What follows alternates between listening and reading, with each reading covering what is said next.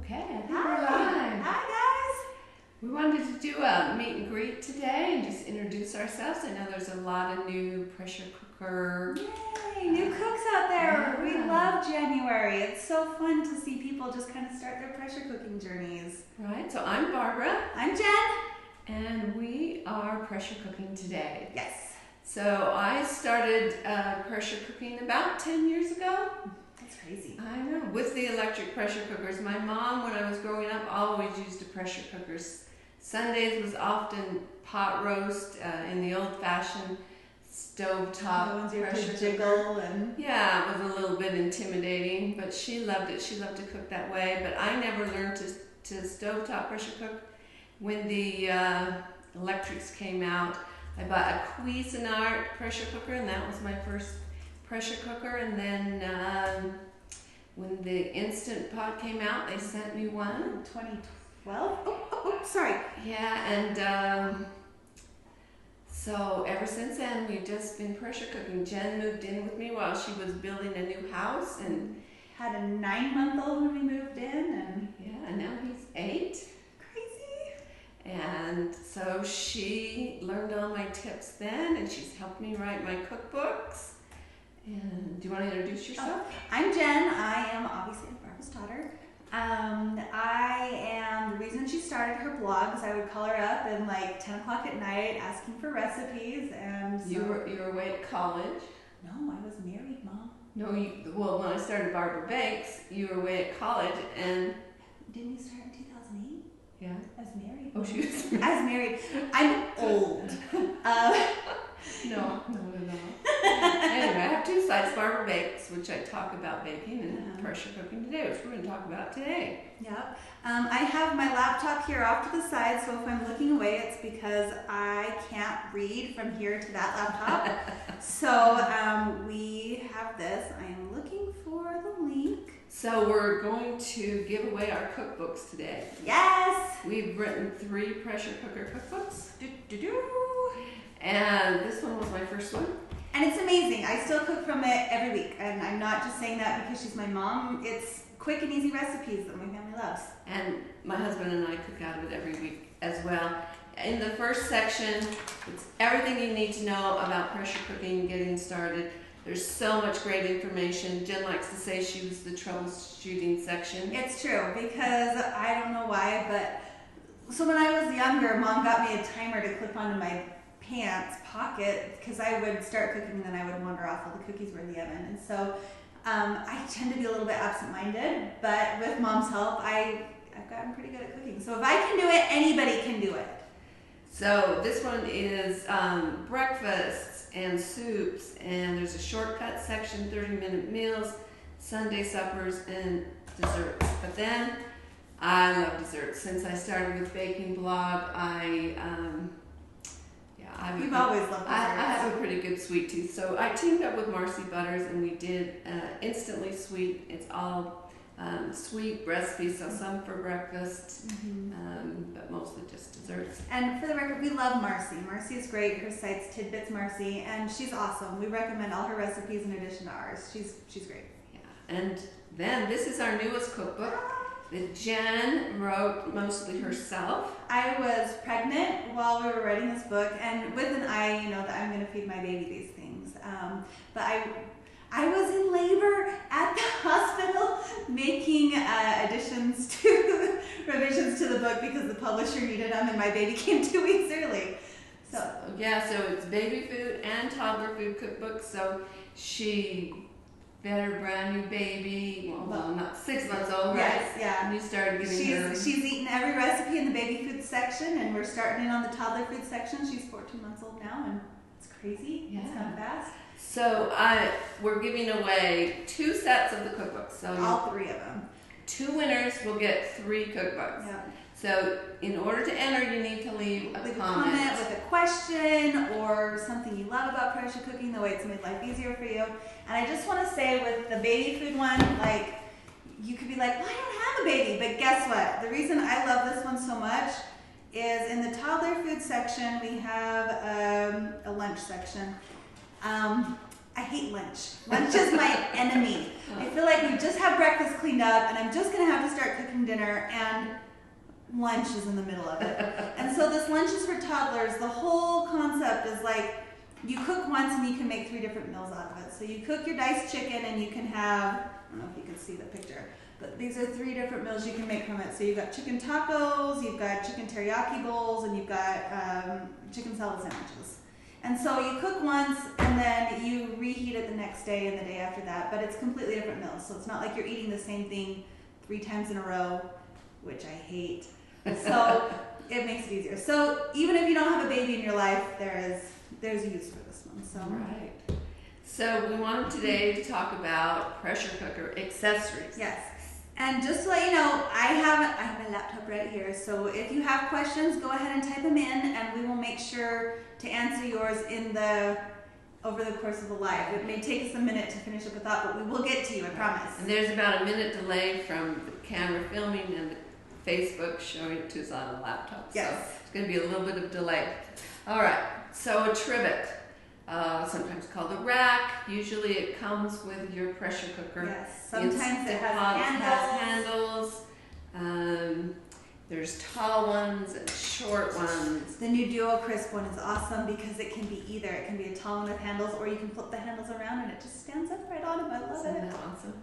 Or there's slings like this. This is one of my favorite accessories. OXO makes this one, so you don't have to use trivet when you're using it. You just put your water in, put this in, and then this is also one of our favorites. We use this all the time. If people ask for recommendations on accessories, that cake pan is always one of my very first ones. You can do so much with it, cooking pot and pot. So see, the handles latch together. It makes it easy to put it in and out. And like I said, you don't have to use a rack underneath it. So those are some of our favorite trivet accessories. Okay. So we have a couple questions. Okay. Do you want to? Right. Yeah. Okay. So we're getting a couple questions about sous vide. Judy asks about how to use the sous vide option on the Duo Evo Plus 60s. Let me go grab that. We've got that behind Okay. you. Nope, we have right here. Yeah. So sous vide, you're going to have to seal up whatever you're cooking in a pouch. So if you have one of those, one of those meal savers, you can use that. If not, you can just put it in Ziploc. Tana wants to know if she can use regular Ziploc bags for the sous vide. Yes, it's my understanding that you can. There is a risk that, the Ziplocs have a chance of leaking. They don't always. You want to really check the seal. But I think they should be able to. Yeah. So then you'll set the temperature that you want to cook at with sous vide, and then once whatever your cooking item you're cooking gets to that temperature, it will just maintain that temperature. So like I was doing steak. My son was coming over for dinner, and I decided to try the sous vide, and I cooked some steaks. But he called and said he forgot he was coming to dinner, and he was going to be an hour late. And so I was just able to keep that steak at 145, I think it was, and it was in there for like 2 or 3 hours, and it was perfect. I just had to brown it up at the end. Because with sous vide, you've got a window. Like you can take it out after an hour, or you can let it go up to I think 4 hours for steak. So there are several sous vide sites, and if you're interested in sous vide, I would check out some of their sites. Maybe we can go ahead. We'll post some links in the comments once we're done with that. Anyway, so we'll move this. Can you just stick that out of the way? I'll go put it back where it was. All right. And we'll get to more questions, but we wanted to share a few more accessories we love. This is the OXO steamer basket. It's kind of what they call it, clamshell. Is that what it is? So it opens and closes, and these the legs fold down like that, and the handle can pop down or pop up. And this is one of my first pressure cookers accessories that I ever bought, and I like to do like potato salad in it.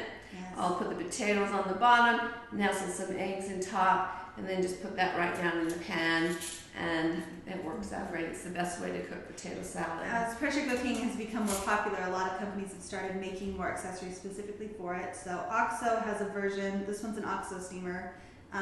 Instant Pot has a similar version. And I like that because you can put the food in on top, and then these little green handles, they just kind of lock in place, and so they're out of the way. So when I cook potatoes, we almost always still use that sturdier steamer basket. That's what we started with. But when we're doing vegetables or certain other things like that, this comes in handy too. And I really like that the sling is attached to it, so it's a little bit easier to get out of the right. And it has these little legs, so you don't need to use the trivet or the rack when you're doing that. Yeah. Okay, More so comments? More questions? Okay, so Tana was asking for still researching the best accessories to get yet. Any ideas? So it's perfect we're talking about this. When you're just starting, I always recommend a cake pan. On a weekly basis, I will cook rice on top and then like chicken and stuff down below. We eat a lot of chicken. I have young kids and chicken is a favorite, so we'll put the chicken down, and then we have a taller trivet. You can get these on Amazon for like $3 or $4, just depending on the price. You put the chicken down below, and then you put this right on top, and you cook your... And then you put your rice and water and stuff in there. Yep. So you always, when you're cooking pot and pot, you need to make sure there's liquid down here. So Yes. So whatever chicken she's using will be in the sauce. And we have a post on pressurecookingtoday.com about how to cook pot and pot. So if you want the details, we'll add that to the comments. Once we're done with the live, we'll go through and we'll add all sorts of links. So that'll be good. One of our friends, I think it was Carly, with Cooking with Carly. We love Carly. She came up with this awesome idea of using, this is just a 3-quart mini Instant Pot. Yeah, so you can buy the Instant Pot mini spare pots just on Amazon or from the Instant Pot website.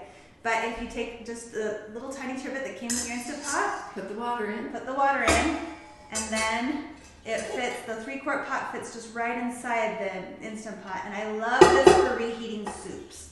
So like, I'll pour like a cup of water. I think soups taste better the day after.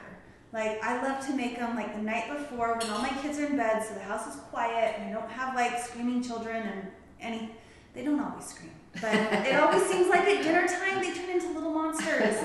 And so you just make it the night before, and then I usually make double batches or triple batches of soup, and so I can just, fill up what we're gonna eat, put it in the 3-quart, pour like a cup of water in the 6-quart cooking pot, and then just high pressure it for like a minute or 2, depending on how thick the soup is, and it warms up like magic, and dinner is just magically ready the next day. Yeah, you can even do that with frozen food. Oh yeah. So put liquid water down below, because you always need water when you're pressure cooking. That's what creates the steam, which causes the pressure valve to rise and seals up the pressure cooker. Yeah. So you always use water, and then you put your ingredients in here. So that's a nice thing.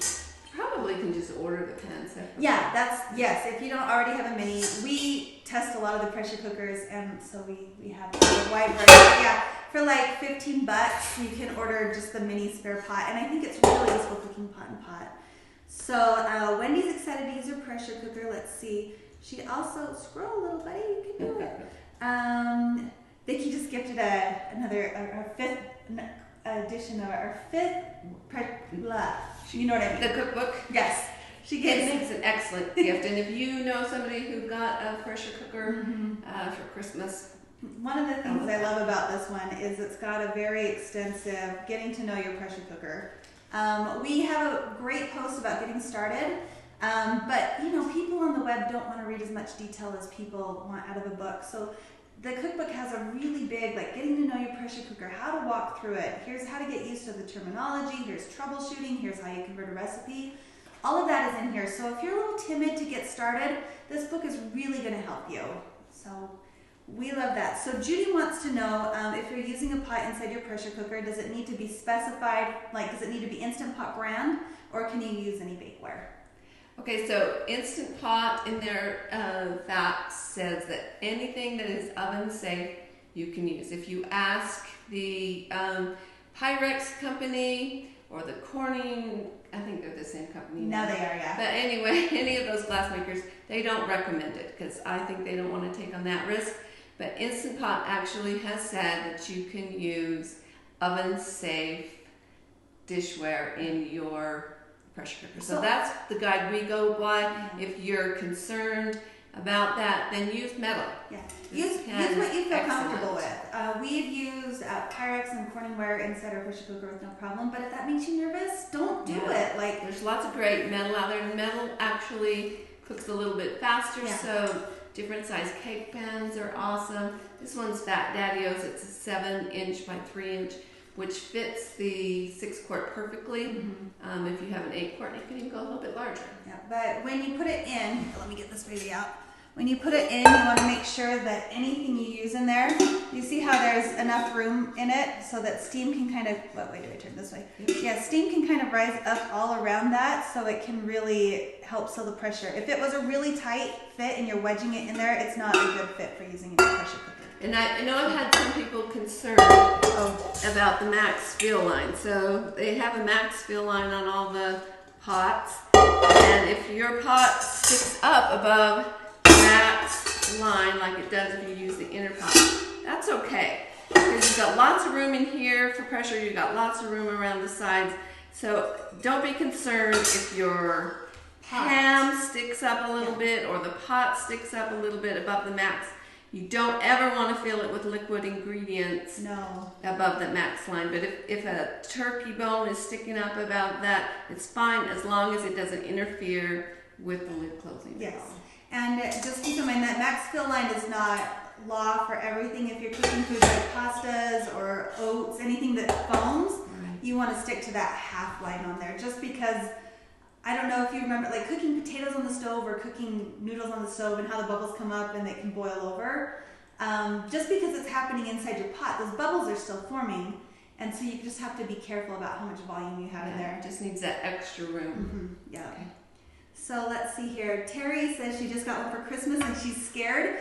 You're not alone in that, Terry. When I first became introduced to pressure cooking, I used to have to like take the longest wooden spoon I could find and like turn the valve from far away. It made me so nervous. But with practice, you get used to it. You get comfortable with it. They have like 15 safety features on the new Instant Pots. There are so many ways to keep you safe.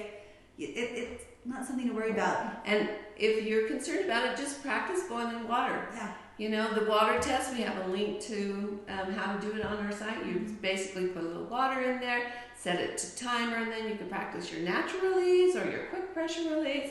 And after you've done your water test a couple of times, you say, oh, this isn't scary. I don't know why I was scared. Because you don't risk ruining any ingredients. You're just using water. So that's a great way to get started. If you want to skip the water test and go right into cooking, white rice is basically the water test, except you get food at the end of it.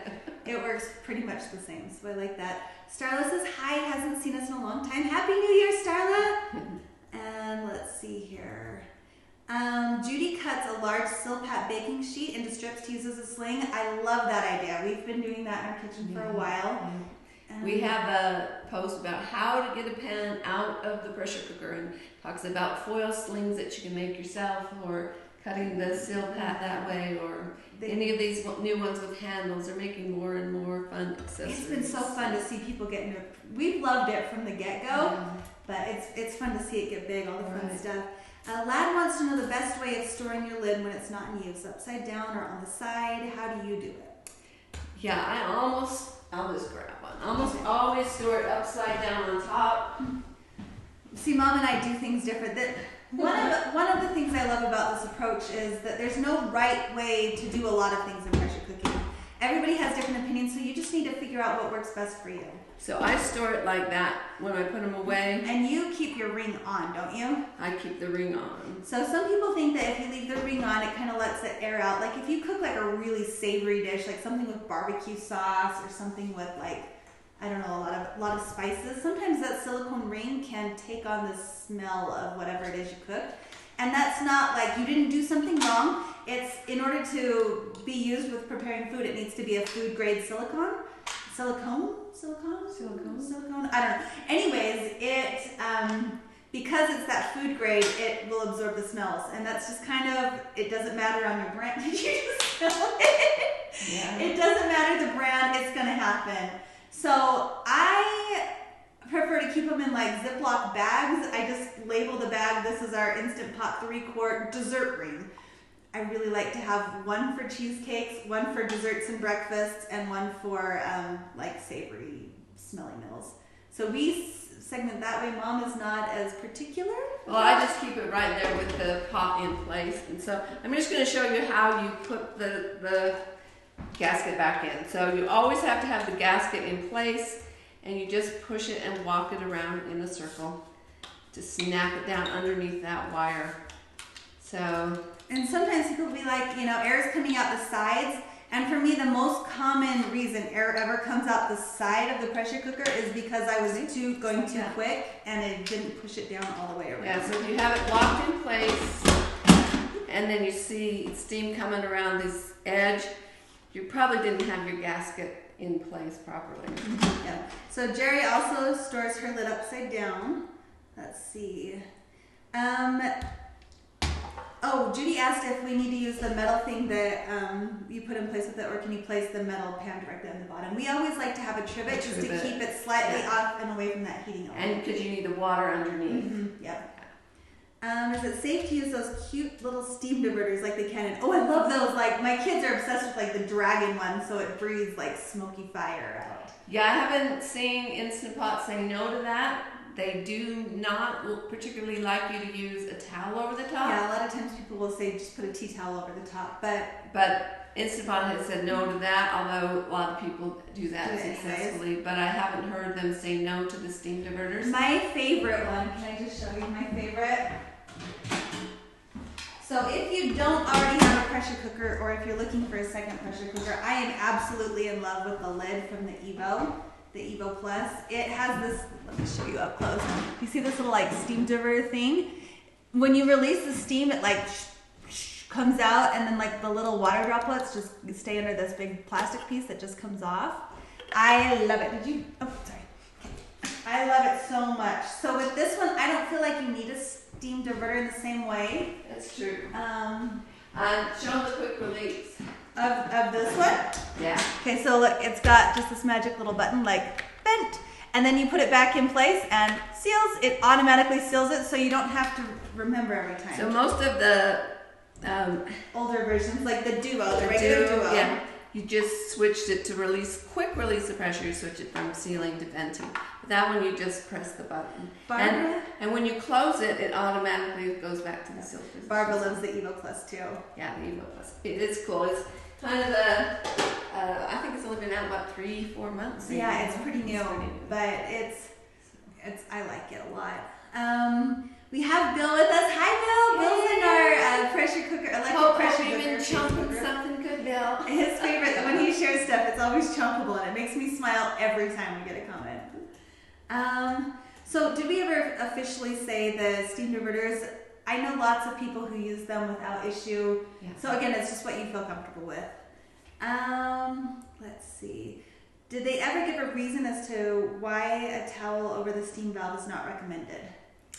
From what I've seen, they just think that it could help clog up the valve, so I think that's why they don't recommend it.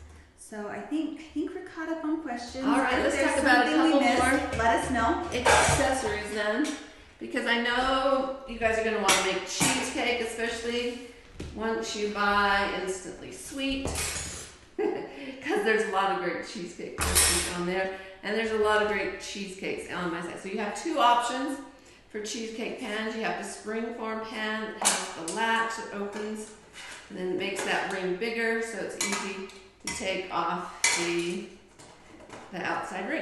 If you have a 6-quart pressure cooker, a 7-inch cheesecake pan is the one you want, 7 inches smaller. Most cheesecake recipes are written for the 7-inch pans. Right. And then there's also the push pan. So the push pan has this bottom that's removable that pushes up through the middle. So a lot of people will put the pan on top of like a mason jar and then slowly let the bottom part come away. This one is from Hatrico, I think that's how you say it, and has a handle which makes it easy to get in and out of the pot. You're going to want to use a rack, put water underneath, and then the pan on top. And then Gail just sent us a link for important Instant Pot safeguards. So if you had more questions about that, go check Gail's link. We love Gail. Hi, Gail. So yeah, a lot of people like the push pan.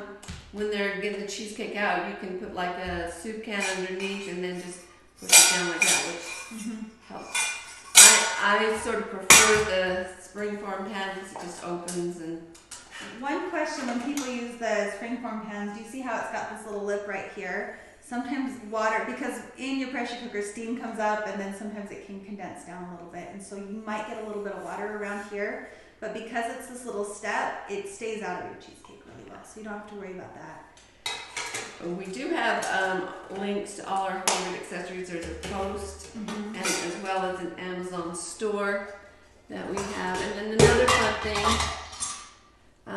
we like is to use a 6-cup bundt pan. So these are little half-size bundt pan, and I love that they fit like perfectly in like a Ziploc bag. So if I'm cooking things like a cornbread or some sort of like a breakfast bread, like I think we've got, what do we, chocolate chip one, pumpkin chocolate chip. Yeah, we have cornbreads and bread puddings, and I make stuffing at Thanksgiving time in this, which is really nice because you unmold it and then brown it up in the oven for a little bit. So there's more crispy pieces. Yeah. So. And then this one we have, it's a Pampered Chef version. Pampered Chef makes some great pressure cooker accessories as well, and this one is nice because it's got this little ring in the middle that connects right to the trivet. Yeah, and then it just slides back off. So it's a 2-in-1 kind of thing. So let's see here. Ronnie says, I tried to make scalloped potatoes in my pressure cooker. It didn't go well. Any tips? Well, we have a scalloped potato recipe. And basically what we do in our recipe is we make a flavorful broth underneath, but it's just chicken broth and onions and spices.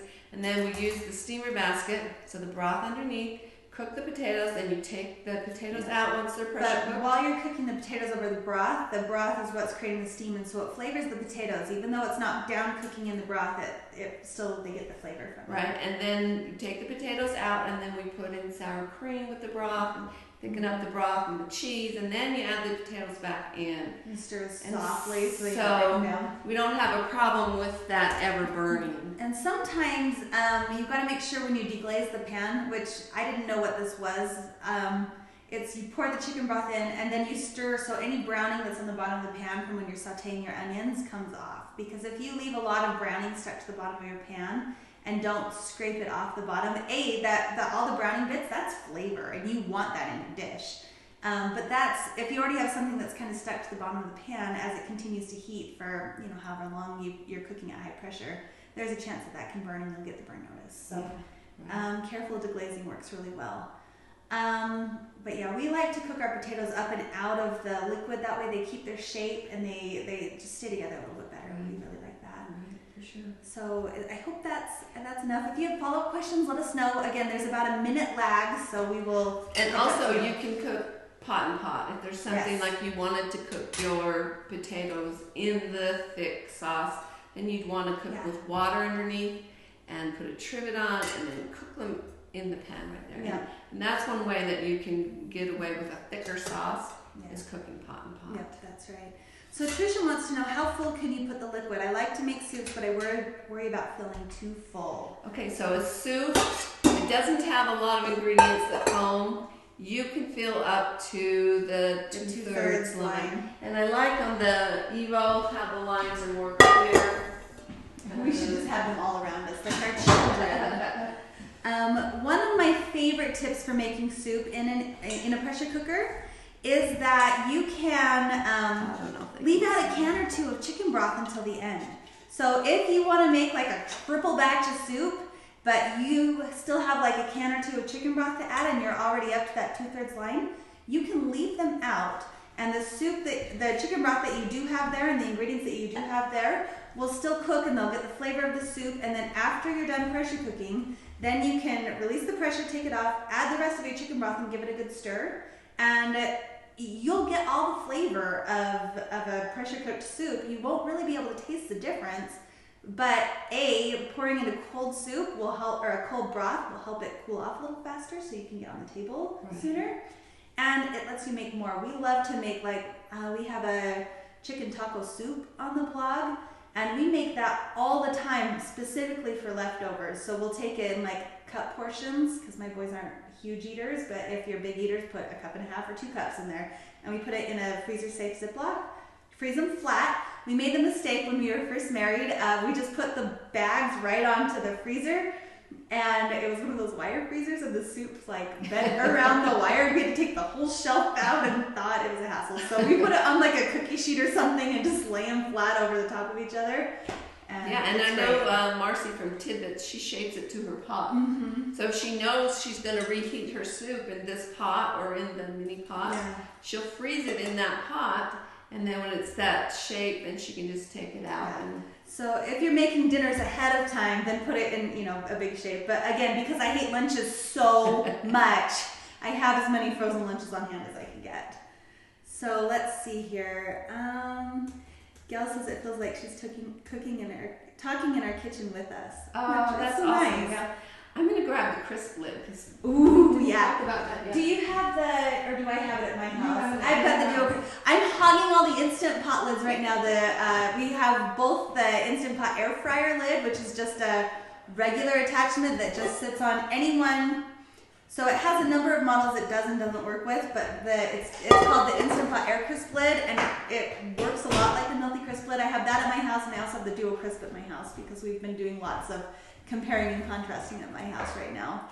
Sorry I didn't bring it, but so it comes with this basket, which you just put on a trivet, I guess. And the new Melty comes with a bigger basket. I also have the new Melty one at my house. I'm hogging them all. I'm sorry. I think this is the deeper basket. Okay. Maybe just the basket. So anyway, that goes in there like that, and then the Melty lid goes on top.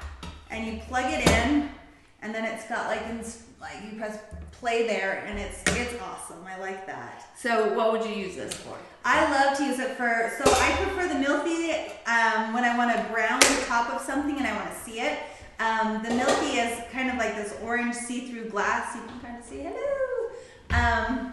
So it's really nice when you want like eyes on it. So my boys are really funny. If the cheese looks even a titch too dark, they're like, it's burned, I can't eat it. It's not burned, it's just darker. It's not white cheese anymore.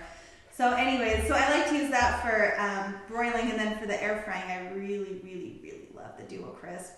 And the Instant Pot air fryer lid works very similar to the Duo Crisp. It's awesome. Let's see here. So I think we commented on that. We answered. Okay, Valerie wants to know how you know whether to use natural release or quick release. All right, so we have a really great post on that that explains that. But basically, if it's something that's going to foam and have ingredients come out of the steam relief valve, or oatmeal, you're going to have to either do an intermittent release, which is like, where's the lid? Oh, that's not it. We'll go find another lid. So an intermittent release would be close it, open it, close it. And so you open it, and if any like big water droplets start spouting out, you quick seal it up, wait 30 seconds, and then open it up again, and kind of repeat that over and over until all the fish is released. That's an intermittent release that we use with pasta. So anything that you need to quick release the pressure would be like broccoli. Yeah. Broccoli is easy to overcook. Most people like to cook it for 0 minutes or 1 minute. And then you open up the valve and you let all the steam come bursting up. And again, like when you use the Duo Evo Plus, like you don't get water droplets everywhere. I have never had to use an intermittent release with my Duo Evo Plus, even with pasta. It's, again, I love this one. But quick release, that's why Jen said she used a spoon just to open it up all the way and let the pressure out. So you use quick release when you don't want to overcook things, when you want to get that pressure out of there so it stops cooking. And a natural release you want to use on like a pot roast, where you... Big cuts of meat. Yeah, you want the pressure to just kind of gradually release, and you don't have to do anything for a natural pressure release. They're kind of boring. You just walk out of the room and come back to it when the pins drop. Yeah, your time will be up, and the Instant Pot or pressure cooker will just turn to 0, and usually the keep warm light comes on. And a lot of people have been asking, what does the L mean? It means like that's how much time has lapsed since the Keep warm setting. Yeah. So it's not an error. It's not a problem. If you see a little L there, it means you're done pressure cooking. Just be L000, and then we'll go 01, yeah, 02. counts out by minutes. And that just tells you how long it's been on the keep warm setting. Mm-hmm. But the keep warm setting, you don't have to turn that off to have the pressure release naturally. Yeah. As soon as the pressure cooking time is done, the pressure will start to release. And that's the it's quiet and less scary. So if you want to do your water test and then not quick release the pressure, you could do a natural pressure release. You could practice that way too. Yeah. And I feel like, especially if you're new to this, the recipe will tell you what to use. So if you're using recipes instead of just like throwing stuff together or converting your own recipes over, once you have done a couple recipes that have been designed, it'll tell you, and you can combine them. So you can let the pressure release naturally for 5 minutes, and that kind of allows the foam to go down, and then you can quick release it. So we have a number of recipes that do that as well. Yeah, often I will use a 10-minute natural release and then release the pressure, because most of the time, most of the pressure is gone at 10 minutes, and so I kind of like to judge when my meal's going to be ready. So often I'll use a natural pressure release, even on a pot roast for 10 minutes. Most of the pressure is gone by then. I can release the rest of the pressure and make my gravy and get the meal on. So it's just nice to be able to figure out time-wise. Yeah, exactly. So let's see. Tana wants to know if tinfoil can be used in the pressure cooker. Yes, you can use tinfoil. We often use tinfoil. So people are kind of divided. If you make, where's the cheesecake pan? So some people, when you make cheesecake, the steam will build up under the lid, and that's what makes the float valve rise, and that's what makes it come to pressure. But the side effect is that sometimes the steam will condense on the top of the lid, and it will drip a couple tiny drips on top of your cheesecake. Some people that really bothers, so they like to cover their pans with tinfoil, aluminum foil, whatever you want to call it. But keep in mind that anything you cover in tinfoil will take longer to cook inside the pot. And we're not talking like a minute or two. If you cover your cheesecakes, it's going to take 5-10 minutes longer in order to cook. That was one of the things in the troubleshooting section. I kept covering my cheesecakes with tinfoil, and I'd call Mom and I'd be like, "It's not cooked. It's like super jello-y inside. Like, what's wrong with it?"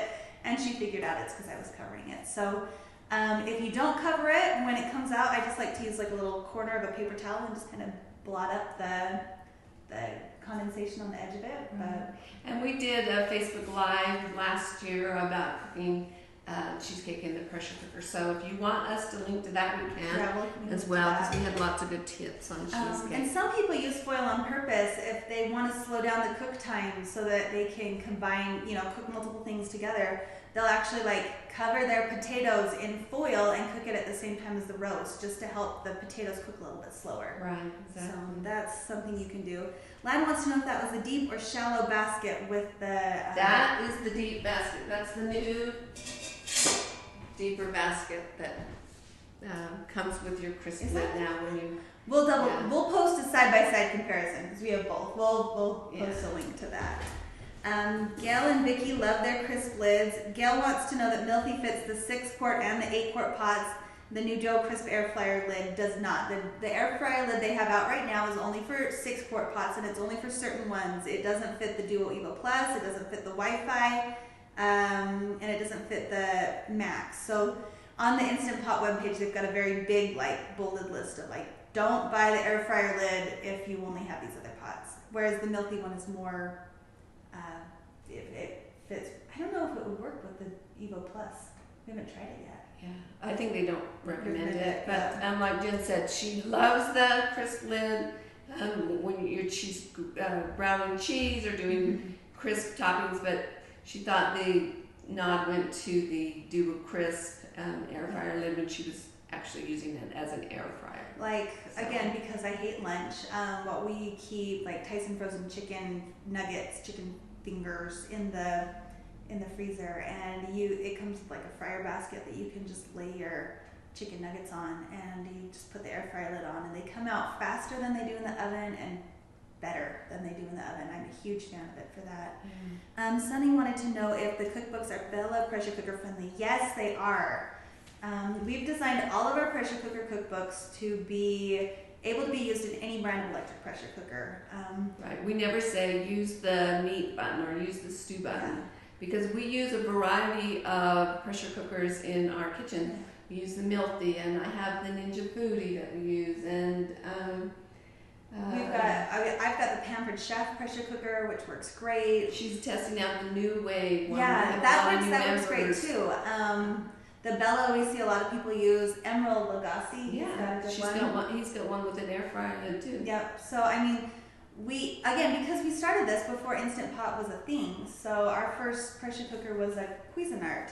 Right. And the Cuisinart we had very simple. Power Pressure Cooker XL. Some of these ones don't even have like a manual high pressure button where you push it. So you push the chicken setting or whatnot. And we've got posts on how to work for all kind of the bigger brand ones. As we find, more readers find using a certain brand that we haven't covered, we'll go out and buy it like we did the New Wave. And then review it on our site and give you an idea of what buttons you need to use. So if your pressure cooker doesn't have a low pressure cooker setting, we mostly always use the high pressure cooker setting. Almost always. Which is if it doesn't have a choice between low or high, it cooks at high pressure. Yeah. So that should be something. So I think we're up to date on questions. Right. If we've missed you again, comment again because we're sorry we're doing our best. So these are the 3 cookbooks that we're giving away. In order to be entered in this week's sweepstakes giveaway, you have to leave a comment. That's how you enter. How long are we leaving the comment period open? Well, should we say a day? Yeah, that sounds good. 24 hours. So maybe tomorrow about this time we'll pick a winner. That sounds good. And there's going to be 2 winners. Yep. And each winner will get the electric pressure cooker cookbook. They'll get Instantly Sweet, all about desserts and sweet treats. And you'll get the Toddler Baby Food Cookbook, which is also great even just for quick lunches like Jen said. Or if you're cooking for 2. So when we developed this cookbook, like the baby food section is, clearly baby food. So it's a lot of fruit purees and a lot of but we use those in our smoothies. Like we'll make a thing of peach puree and freeze it in like little ice cube trays or in the little baby food trays. And then when we want a fruit smoothie, we'll just toss in a couple peach, a couple pear, and some spinach, and we use it to make a smoothie. So we use these for other things too. And then in the toddler food section, I don't believe in cooking separate meals for my kids. I want to teach them to eat what we eat.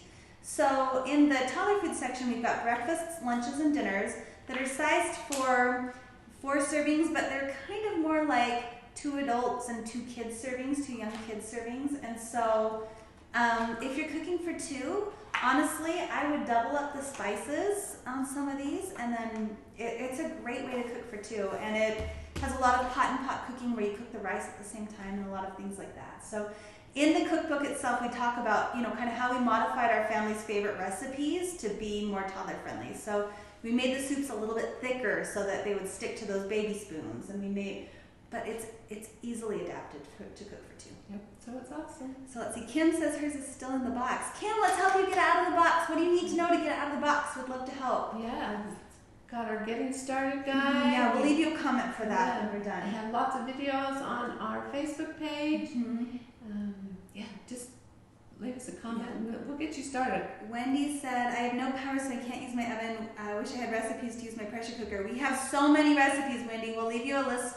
We'll send you a link to our easy pressure cooker recipes, but we've got hundreds of recipes on our site. So we've got you well taken care of. And I know that Gail has a big old recipe box from recipes that she loves that have been shared in her Instant Pot group. So you can go there. I'm sure she'll leave a link to that. We should mention our group. We have our own group. It's Yes. the Electric Pressure Cooker Facebook group. And people in there are so nice. So I know that sometimes like these big Instant Pot groups, people could be like, just search Pinterest. Or we don't generally do that in our Facebook group. We generally try to help. And there's always something to help all day long. We have great people. And usually if you say, hey, I have this brand, does anybody else have it? And they'll say, yeah, sure, what do you need to know? Yeah, exactly. So it's really helpful. And I know the 101 group is the same. Yeah, that's right. So let's see here. Terry just got one for Christmas. Let's see. Kim's scared. I was scared too, Kim. You're going to get it. You'll get it. You'll get used to it. Just start off easy. We'll leave you some easy recipes to start with. And soon you'll end up loving it. We use ours almost every day. it's rare where we don't use it for a breakfast or a lunch or a dinner or all three. We are obsessed. So go ahead and comment. We're going to go ahead and go. And thanks for joining us today. Thanks so much, everybody. Hope we gave you some encouragement and some tips that you can use. Yep, that sounds good. So bye, everyone.